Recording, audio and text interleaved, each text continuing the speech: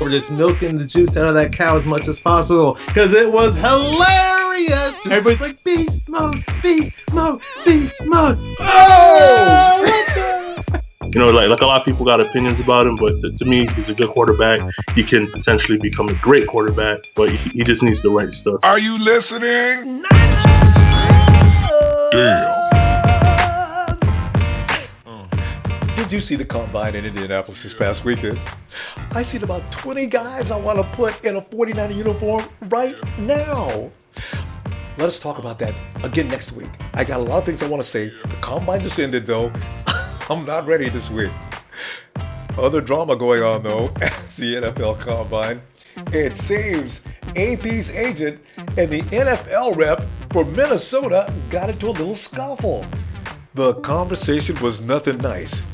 And AP's agent ends by telling the man from Minnesota that AP will never again play for the Minnesota Vikings. Now that's no big deal. That's not a surprise. We all know that AP wants to go back to Dallas to play football anyway. It's his home. The real strange thing is this. That has been posted. And now the media is saying that there's going to be other places where AP might want to play other than Dallas. And we were listed as one of the places. The 49er faithful, hilarious, chimes in by saying things like, well, if we can't have Frank Gore, maybe Adrian Peterson would be okay. No, he won't. We have young players.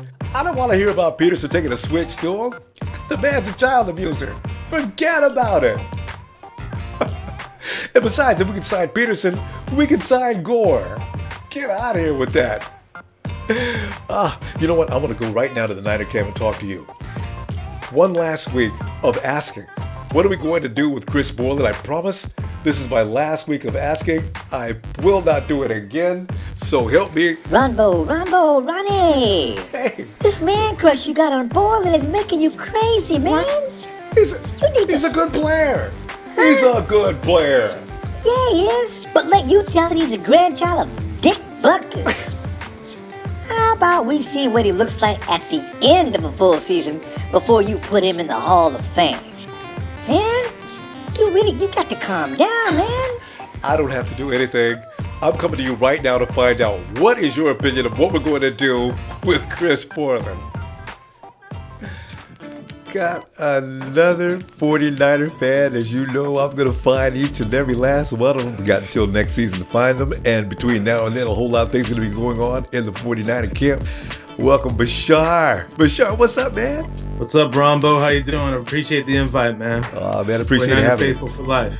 Listen, before you get into anything else, though, the goal line stand that we got to enjoy from beginning to end. Go ahead. Got to do my little cabbage patch for that. I got to do a little dance, make a little love down tonight. Woo! I was watching your videos, man, and I was like, dude, I just love the fact that you're just milking this whole goal line screw up over and over, just milking the juice out of that cow as much as possible, because it was hilarious. It's retribution. Everybody's like, beast mode, beast mode, beast mode. Oh! It's beautiful, beautiful. And I'm so happy that Russell Wilson had to screw up so they could stop talking about Kaepernick being this guy who screws up all the games. Thank God that happened to Russell Wilson. I'm so happy. And worse, comparing Russ with Joe Montana. Oh yeah. What? Gosh. Anyway, they'll get over that now. And also, Russ Wilson. They're going to overpay Russ Wilson next year. I just heard that Lynch is considering retirement. I hate to take advantage of next season when they get weak, but you know, that's the way it goes. We were weak this year, so it's our turn. You never know what can happen, man. You never know what can happen. I will say this, though. I think it took me a while to admit this, being a 49er fan, hardcore Niner fan. A lot of other Niner fans will probably agree with me on this. People who are really, really stuck on the whole Harbaugh being our coach thing. I mean, a lot of times when we lost to Seattle, we were out-coached. I mean, seriously, they can talk about how bad Darrell Bevell made a bad call on that goal line, but prior to that, Darrell Bevell is probably one of the best offensive coordinators. I'd take him in a heartbeat. We've been out-coached a lot when we play Seattle, so it's like losing Harbaugh didn't really hurt me all that much because he's supposed to be this like offensive mastermind, and like offensively we weren't that much better. Agreed. You know? Agreed. And Greg Romanism, You dropped the name, man. But Shar, you know what? The thing is, his first 2 years, we were producing. I don't understand how we fell from grace so hard. Of course, then again, all the other things being equal, I guess that's why we fell. Back to Greg Roman. It was so frustrating. I mean, literally all throughout the season, especially my breaking point was that Raider game. I mean, I was fed up with Greg Roman last year, not even this year. Last year I was already fed up with him. But this year it was like, I was telling people who were bashing the Niners, oh, they suck, they're not scoring any points. I said, dude, we have an offensive coordinator. If he was an NBA coach and he had Shaquille O'Neal on his team, he would tell Shaquille O'Neal to sit out at 3-point line and shoot 3-pointers all day rather than go inside and get rebounds and dunk on people. That's exactly what he would do. That's a perfect analogy, too. Oh, man. Because like we got all this great running attack that we never use. We have Bruce Miller, a Pro Bowl fullback, who never gets on the field. It's so frustrating. It just killed me. And the thing is, they were so stubborn as to not alter the plan. They stayed with it the whole time until it drove us right into the dirt. They're trying to get too cute. Let me run this by you. I've been thinking about this, but I'm almost afraid to run it by anybody. Would you trade Aldon Smith just to get a premier wide receiver? And I say that because Ahmad Brooks is gone. He can't get along with the whole system. He can't get along with sitting down. Brooks is a savage defensive end. But the thing is, Aldon Smith is going to have to play, and they like the Aaron Lynch kid. We need a deep threat. Oh, yeah. Who you got in mind for that? There's one guy. I was looking up some videos of some people in the draft. I can't remember the guy's name, but some guy from Ohio State whose name is totally slipping my mind. He should be ready when we draft. He's like one of the best deep threats in all of college last year. He looked really good. And there's other guy. His name is Dorial Green Beckham, I believe. DGB. Missouri. Yeah, Missouri. He looks really good too, but supposedly he's got some off the field issues, and that might scare the Niners off or whatever. But I say we draft one. We're finally going to draft fairly high than we normally have with all the talent we have, and I say first round go for receiver. But it just bothered me last year how we got Stevie Johnson, who looked decent in the beginning of the year. He's not a deep threat, don't get me wrong, but he looked decent in the beginning of the year. Then right around the time when Crabtree was like, hey, you're not throwing me the ball, So we're like, okay, let's throw the ball at Crabtree. Drop. Oh yeah, we forgot about Stevie Johnson. After that, Stevie Johnson fell off. So I don't know what we're going to do with Stevie Johnson. Is he going to come back to being the guy who he was in Buffalo? Who knows? But we definitely got to go receiver in round one. You know what, though? Stevie Johnson, the catches he did make, they were some spectacular catches. And actually, I thought that from Colin Kaepernick's point on the field, he just couldn't read. Those guys were open quite often. Kaepernick fans, please, I'm just pointing out some things that I noticed. I'm not picking on Colin. He's going to be okay. There were some times when I don't think he actually read the field properly. There was guys open. And you could see it from that cam they got over the field. You could see guys that were actually open, and Colin went for the wrong option. I was telling people, some people who are whining about the whole coaching changes, I said, look, if this whole Colin Kaepernick, Kurt Warner thing pans out, it almost will be irrelevant who our offense coordinator is, who our head coach is, because it'll raise Colin Kaepernick's level to the next level, and he will just take control. Crossing my fingers, it happened. I'm hoping for it, but I'm not, saying it's going to happen. But if he really, really gets that good with the coaching that Warner is teaching him, and expect a lot of big things out of him, because he's got physical talent beyond belief, man. He really does. I mean, I think if Colin Kaepernick, if they had a race with all the 49ers, the fastest guys on the field, I have a feeling over 100-yard stretch with those long leaping strides, Kaepernick, they've not said it yet, but Kaepernick could be the fastest guy in the offense. In that long stretch, you're probably right, because he does have those long stretches. One thing that like Russell Wilson does, in to his respect, that I wish Kaepernick had more of, is like with Russell Wilson, he hits top speed right away, boom, when he's in the pocket. That's why nobody can tackle him, nobody can sack him. With Kaepernick, it takes his time to build his speed up. That's the one annoying thing, man. It's like, ugh. No, you're right. Yeah. With Wilson, it's quickness. With Cap, it's once he gets out, if he's out in front of you, forget it. It's over. He's not going to get caught. We've got Borland. Borland can't be sitting on the bench, but we've got all-pro Navarro Bowman Willis coming back. What are you going to do? I understand now we're going back to the 3-4. It seems like one day you hear the 3-4. No, they're going to do the 4-3. Yeah. Back to the 3-4. I don't know where these reports are coming from, but you have packages where you're going to use them, because you have to keep Bolden and Willis with all that experience. And some people even think that Borland is better for the run than he is coverage. What's your take on it? Yeah, it's interesting because like initially when they said the whole 4-3 thing, it wasn't set in stone or anything, but the rumor was out there. I was thinking, okay, maybe Bowman goes on the outside because Bowman was an outside backer at Penn State, and I guess what's his name, Borland stays in the middle. But the one thing I didn't like about Borland was, especially in the Raider game, his coverage really needs some work. It's going to be a breath of fresh air. Trust me, this is a good problem to have. I'd rather have a problem like this where you have all this talent, you don't know where to put them, than not having our guys healthy. I'd take that in a heartbeat. Oh yeah. One thing I wanted to talk about back to Kaepernick was we were talking about this in our little chats in the past. He was running for his life a good period of time because he had Jonathan Martin on the right hand side where Anthony Davis usually plays, and he's great.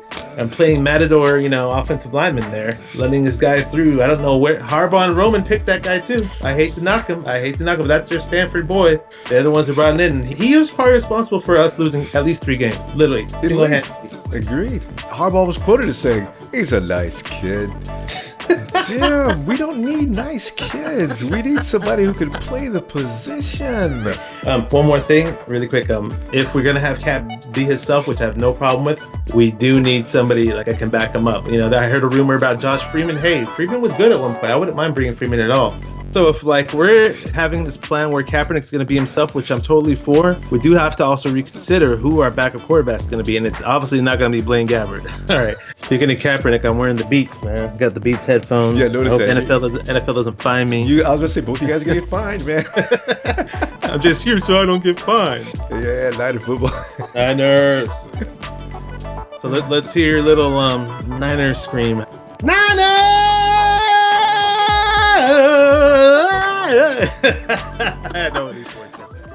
All the way from Washington State, Joe, hello, Joe. And Joe, what's up, Ronbo, man? And Joe's in a situation where he has to walk around. Joe, look at Joe, how Joe's dressed. Are you kidding me? And he's in Washington. This is like when a team sucks. You can walk around in outside territory colors, and it's no big deal. But when you're the Seahawks, and you see 49er people, and vice versa, it's like the hostility, like walking by, checking each other out. I'm going to be totally honest, man. I was once a 49er bandwagon fan, so I'm going to just come right out and say it. But that was back in the pre-Jim Harbaugh era, you know what I mean? And now then you develop, the passion is real now because of the fact that you've been rooting for him for so long. But is there any players like you particularly turned you on? Like what made you cross over the bandwagon level and into the for real people's level? Okay, I know a lot of, Niner faithful's not going to like this, but I was a former Raider fan. But, I was coming into it not knowing a lot, so when Alex Smith actually got hurt and then Kaepernick came on board, I was like, who is this dude? Yeah. Freaking Kaepernick is a Russian quarterback. That was like the new style of quarterback. He first came on the scene, and then Russell Wilson followed. So it was that new breed of quarterback that kind of like your quarterback's known as a pocket passer only, not really like having the swagger that Kaepernick had. Like a lot of people got opinions about him, but to me, he's a good quarterback. He can potentially become a great quarterback, but he just needs the right stuff. Jim Harbaugh was there, but obviously it didn't work out. So just really Kaepernick, and then everyone else followed.